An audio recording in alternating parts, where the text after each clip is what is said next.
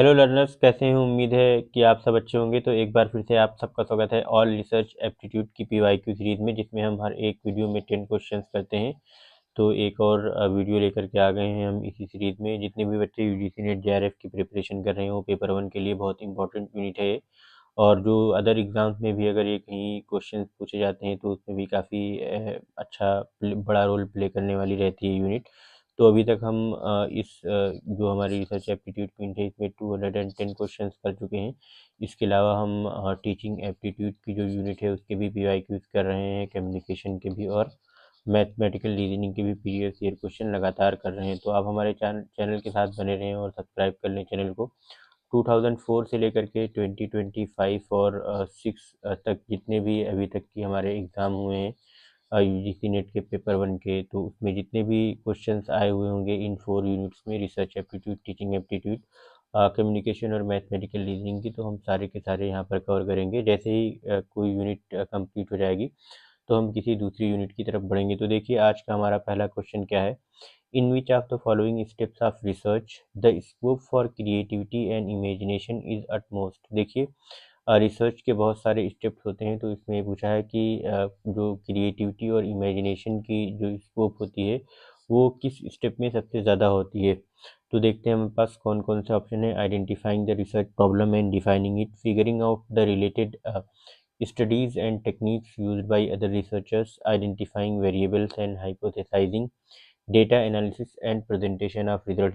जितनी भी स्टेजेस होती हैं रिसर्च की, तो जिसमें मैक्सिमम स्कोप होती है क्रिएटिविटी और इमेजिनेशन की, तो ज़्यादातर रिसर्च की प्रॉब्लम को आइडेंटिफाई करने के टाइम पर रहती है, क्योंकि इसमें बहुत सारी चीज़ें होती हैं। इस स्टेज पर जो रिसर्चर होता है उसको ज़रूरत होती है कि वो ऑब्ज़र्व करे गैप्स को, जो भी एग्जिस्टिंग नॉलेज है उसमें, और इनोवेटिवली सोचे अबाउट अनएक्सप्लोर्ड या अंडर एक्सप्लोर्ड एरियाज़ को या इश्यूज़ को।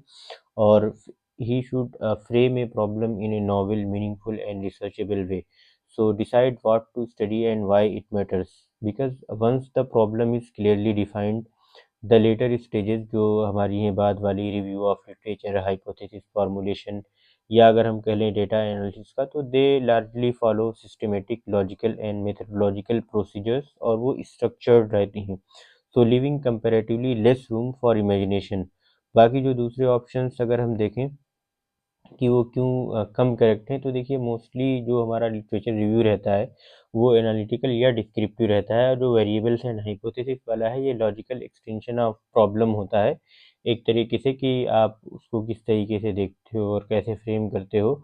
और जो डेटा एनालिसिस है टेक्निकल एंड रूल बेस्ड है, तो इसमें बहुत ज़्यादा हमारे पास इमेजिनेशन और क्रिएटिविटी की जो स्कोप होती है वो कम रहती है। नेक्स्ट देखते हैं कौन सा हमारा क्वेश्चन है। Which of the following statistical technique will be appropriate for data analysis when the observations are available in the form of frequencies. तो देखिए इसके पास हमारे कौन कौन से ऑप्शन हैं देख लेते हैं।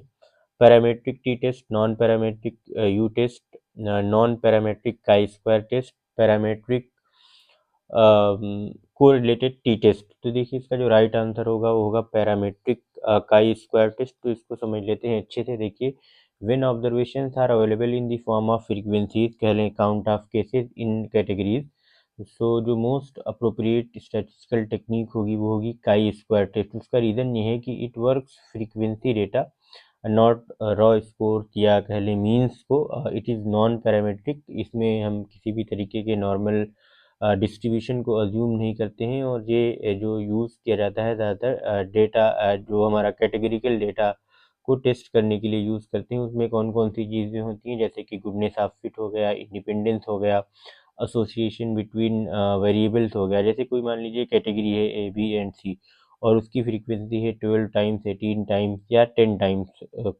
आप मान लीजिए, तो ऐसा जो डेटा होगा उसको हम एनालाइज नहीं कर सकते हैं। अभी जैसे बाकी टी टेस्ट की बात करें तो इसमें टी टेस्ट में क्या होता है, पैरामेट्रिक टी टेस्ट में एक तो इसमें ज़रूरत होती है कंटिन्यूस और नॉर्मली डिस्ट्रीब्यूटेड डेटा की। और जो नॉन पैरामेट्रिक यू टेस्ट है इसमें हमारे पास मतलब ऐसा तो नहीं होता कि हम मीन के एजम्पशन की ज़रूरत है, बट ये जो कंपेयर करता है रैंक्स को या मीडियंस को, ये फ्रीक्वेंसीज को मेज़र नहीं करता है। और जो पैरामेट्रिक को रिलेटेड टेस्ट है it is use for paired या रिलेटेड कंटिन्यूस डेटा। तो आपको ये चीज़ें याद रखने की ज़रूरत है। नेक्स्ट क्वेश्चन है which two among the following factors are responsible for transgression of ethical principle in research. देखिए इसमें ये पूछा है क्वेश्चन में कि कौन सी चीज़ें इसमें जो होंगी जो इथिकल रूल्स को जो होंगी यानी कि जो एथिकल प्रिंसिपल्स हैं उसको वायलेट करेंगी। तो देखिए हार्म टू पार्टिसिपेंट, तो ठीक है ये तो मतलब जो एथिकल प्रिंसिपल हैं उनको वायलेट करेंगी, पहला ऑप्शन ये तो ए जिसमें है उसको रखिए, बाकी रिमूव कर सकते हैं आप। नेक्स्ट है लैक ऑफ इन्फॉर्म्ड कंसेंट, तो ये भी होना चाहिए, तो ए एंड बी आपका ऐसे करेक्ट हो जाएगा। बाकी देख लेते हैं C and D, not getting the participants after the experiment is over. देखिए जब आपका एक्सपेरिमेंट कंप्लीट हो गया तो आप ग्रीटिंग करें या ना करें, उनसे मिले या ना मिले पार्टिसिपेंट के साथ, ये एक तरीके का कोई भी एथिकल वायलेशन नहीं होगा। और आस्किंग डिफ़िकल्ट क्वेश्चन, आप इजी क्वेश्चन पूछें या डिफ़िकल्ट क्वेश्चन पूछें, ये इस एथिक्स के उसमें नहीं आता है। ठीक, तो इसका जो आपका राइट आंसर हो जाएगा वो ऑप्शन डी होगा। नेक्स्ट क्वेश्चन है in an intervention based research process which of the following is usually recommended sequence. Plan, act, observe and reflect, observe, plan, act and reflect, reflect, plan, act and observe, observe, act, reflect and plan. तो इसका जो right answer है वो plan, act, observe and reflect, PAOR। तो इसका ये जो action research होती है इसको बोलते हैं हम एक्शन रिसर्च, और ये इमीडिएट प्रॉब्लम को सॉल्व करने के लिए की जाती है। तो इसमें कभी भी इमीडिएट प्रॉब्लम हो या एग्जिस्टिंग प्रॉब्लम हो उसके लिए ये हम इसे यूज़ करते हैं एक्शन रिसर्च को।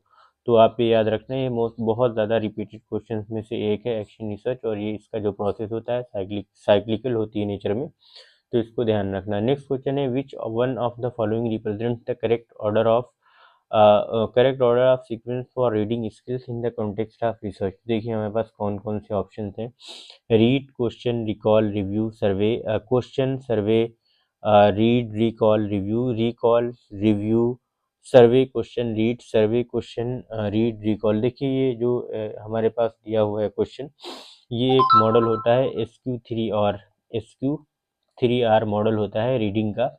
तो इसको पहले हम समझ लेते हैं, फिर ये क्वेश्चन आपका आराम से बन जाएगा। तो करेक्ट सीक्वेंस जो होता है ऑफ रीडिंग स्किल वो इस मॉडल को जो होता है ये फॉलो करता है। SQ3R टेक्निक को अगर हम देखें तो एस का मतलब होता है सर्वे, और क्यू का मतलब होता है क्वेश्चन, और जो 3 R's हैं तो ये 3 R's में ये हो जाएंगे, ऐसे हो जाएंगे रीड, रिकॉल एंड रिव्यू।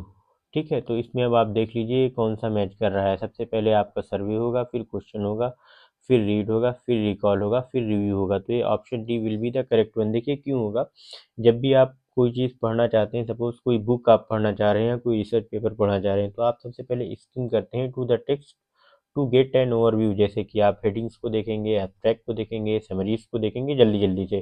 तो एक तरीके से स्किम करेंगे, सर्वे करेंगे कि ये मतलब ओवरऑल ऊपर ऊपर देख लेंगे।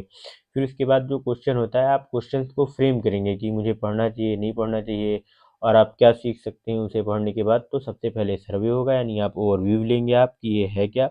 फिर उसके बाद एक क्वेश्चन फ्रेम करेंगे कि आखिर आपको उसको पढ़ने की नीड क्यों है। फिर उसके बाद आप जब ये दो चीज़ें कर लेंगे फर्स्ट 2 स्टेप में, फिर आप उसको पढ़ेंगे। पढ़ने के बाद फिर आपने जो क्वेश्चन फ्रेम किए थे उनको आइडेंटिफाई करने की कोशिश करेंगे, उनके आंसर्स। फिर उसके बाद रिकॉल का प्रोसेस आता है जिसमें आप याद करने की कोशिश करेंगे कि आपने क्या पढ़ा हुआ है, एंड देन रिव्यू करेंगे, अपने स्टडी मटेरियल को कंसोलिडेट करेंगे और दोबारा से एक तरीके की पूरी कंक्लूजन समरी तैयार करेंगे। नेक्स्ट क्वेश्चन है according to one paradigm of research following sequence is followed by the researchers. Theory पहले बना लेता है वो, फिर generation of hypothesis, then data collection, then data analysis and results, hypothesis confirmed और rejected, and revision of theory. ये पूरा अपनाता है। तो वो पूछ रहा है कि this way of conceptualising research is based on which of the following, inductive approach, deductive approach, qualitative approach या इंटरप्रिटेटिव अप्रोच। तो इसका जो राइट आंसर होगा वो डिडक्टिव अप्रोच होगा, क्योंकि हमें पता है डिडक्टिव अप्रोच की जो शॉर्ट फॉर्म होती है वो DGP होती है, और इसी का जो हमारा फार्मूला है जनरल टू पार्टिकुलर, यानी कि डिडक्टिव जो हमारी अप्रोच रहती है वो जनरल टू पार्टिकुलर जाती है, जिसमें हम पहले थ्योरी बना लेते हैं, फिर जो पार्टिकुलर छोटे छोटे स्टेटमेंट्स के थ्रू, एविडेंस के थ्रू, या जो भी पार्टिकुलर इवेंट्स रहते हैं उसको थ्रू हम उसको एक्सेप्ट या रिजेक्ट करने के लिए पूरी कोशिश करते हैं, ट्राई करते हैं उस थ्योरी को जो हम जनरलाइज कर लेते हैं। तो इसे यहाँ पे पहले ही थ्योरी बिल्ड कर ली है, फिर उसके बाद हम हाइपोथेसिस जनरेट करते हैं, डेटा कलेक्ट करते हैं उसको प्रूव या डिसप्रूव करने के लिए। तो इस तरीके से हमारा राइट आंसर जो होगा वो डिडक्टिव अप्रोच हो जाएगा। नेक्स्ट क्वेश्चन है, in case the population of research is heterogeneous in nature, which of the following sampling technique will ensure optimum representativeness of sample units? हमारे पास ऑप्शन है simple random sampling, stratified random sampling, cluster sampling, systematic sampling. तो इसका guys जो right answer होगा वो होगा stratified random sampling. इसका जो होगा वो राइट आंसर होगा। देखते हैं हमारा नेक्स्ट क्वेश्चन क्या है। Which of the following activities are performed by the researcher in an ethnographic research? तो ethnographic research में जो रिसर्चर होता है कौन सी जो है एक्टिविटीज़ को परफॉर्म करता है? Conduct structured interviews with members of community. Next option है हमारा gets immersed in social setting for an extended period of time, listens to and engages in conversation, tries to educate people about the harms of some evil practices। देखिए, आपने ethnographic research सब पहले समझना है कि होती क्या। जो एथनोग्राफिक रिसर्च होती है इसमें हम कल्चर्स की स्टडी करते हैं, पीपल की स्टडी करते हैं, रियल जो सिचुएशंस होती हैं उनकी स्टडी करते हैं, और ये एक तरीके की क्वालिटेटिव रिसर्च होती है। तो जो स्ट्रक्चर्ड इंटरव्यूज़ यहाँ पे दिया हुआ है, वर्ड कीवर्ड से आपको पहचाना है स्ट्रक्चर्ड इंटरव्यूज़, ये जो है क्वांटिटेटिव रिसर्च जो होती है उसका एक तरीके से पार्ट होता है, या उसकी एक टेक्निक होती है स्ट्रक्चर्ड इंटरव्यू में। ये हमारी क्वांटिटेटिव रिसर्च होती है, उसका एक पार्ट है या उसका एक टूल है स्ट्रक्चर्ड इंटरव्यूज़ कराना। तो ये तो एथनोग्राफिक से रिलेटेड नहीं होगा, तो आप ऑप्शन ए जिसमें है उसको रिमूव कर दीजिए इस तरीके से। फिर उसके बाद बी, सी एंड डी में देख लीजिए। Gets emerge in social setting for an extended period of time, तो ये तो ठीक होगा। तो बी जिसमें है उसको रखिए, बी दोनों में ही है। फिर listens to and engages in conversation, ठीक है, ये भी सही हो जाएगा। बी एंड सी आपका करेक्ट होगा। डी देख लीजिए, tries to educate people about the harm of some evil practices, तो इसकी ज़रूरत नहीं होती है, मतलब एक ये रिसर्चर के लिए ज़रूरी नहीं है, it not a mandate for researcher. तो आपके लिए दो मतलब ये हेल्प भी नहीं करेगा ना रिसर्च के प्रोसेस में। तो ये दो चीज़ें हेल्प करेंगी, get immerse in social setting for an extended period of time, listens to and engages in conversation. तो आपका जो ऑप्शन डी है will be the correct answer. Next question है, given below are two statements, A researcher can draw a definitive conclusion even if there is a little evidence to support it. Statistical test, फिर reason है statistical test of significance helps a researcher in drawing logically correct inferences from the data. तो देखिए इसमें आपने ना keywords पकड़ने, जैसे यहाँ पे बताया ए researcher can draw a definitive conclusion. Definitive conclusion का मतलब होता है कि ऐसा कंक्लूजन जिसको रिजेक्ट नहीं किया जा सकता है। तो ऐसा कोई कंक्लूजन जिसको रिजेक्ट ना किया जा सकता हो, उसके लिए कैसा एविडेंस चाहिए? If there is a little evidence, उसके लिए बहुत ज़्यादा एविडेंस, स्ट्रॉन्ग एविडेंस की ज़रूरत है। तो देखिए ये इनकरेक्ट हो जाएगा। इस डेफिनेटिव कंक्लूजन के लिए आपको एक स्ट्रॉन्ग और जो बल्क में एविडेंसेस होते हैं, बहुत सारे ढेर सारे, वो चाहिए होते हैं, ना कि छोटे मोटे एविडेंस से काम चल जाए। तो डेफिनेटिव कंक्लूजन के लिए आपको बहुत अच्छा और ठोस रीज़न चाहिए, एविडेंस चाहिए, तब आप डेफिनेटिव कंक्लूजन बना सकते हैं। तो आपका ऑप्शन ए जो असर्शन ए है वो रॉन्ग हो जाएगा। तो A is false and R is true. Statistical test of significance help the researcher in drawing logically correct inferences from the data, ये सही है। नेक्स्ट और लास्ट क्वेश्चन है आज की इस वीडियो का, which of the following groups of electronic scientists has been given in an order chronology?